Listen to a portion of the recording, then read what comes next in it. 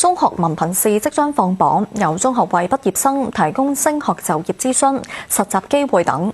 有應屆文憑試考生話，學校幫佢發掘興趣、累積經驗，俾佢對未來工作有清晰目標。莊靜之同佢傾過。扣好裝備，跨過石壆再蹲低。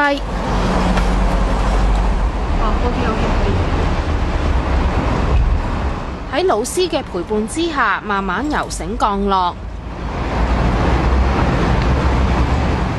望落都有板有眼，原來佢係應屆文憑試考生。呢間中學今年推出7年級生涯教育，為畢業生提供升學就業諮詢、實習機會，又開放學校嘅設施俾佢哋使用。曾永晴就係其中一個受惠嘅學生。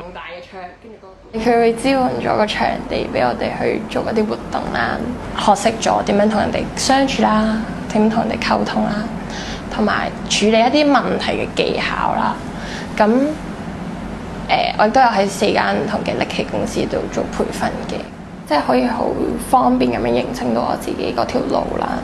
咁等我唔會咁迷茫。透過參與學校嘅活動，佢發掘到自己對獨木舟嘅興趣，更加考獲唔少證書同牌照，希望未來成為力奇活動嘅導師。負責統籌活動嘅林老師期望學生透過活動建立自信，拓展人脈。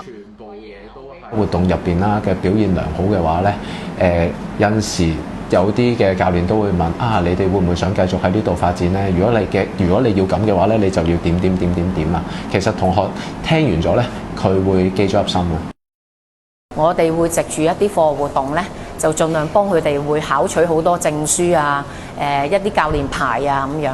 其實係一路幫緊佢發展佢自己強項之餘咧，其實係幫佢一路鋪緊路嘅，即係讓佢去畢業之後，佢可能就業又好，佢升學都好，一定係會有優勢嘅。咁係其實我可以講真係100%咧，都幫到學生。校方亦都會為本地同海外升學嘅學生提供獎學金，等佢哋應付學業上嘅開支。放榜當日，負責生涯規劃嘅老師亦都會在場，為同學提供升學同就業嘅意見。有線新聞莊靜之報道。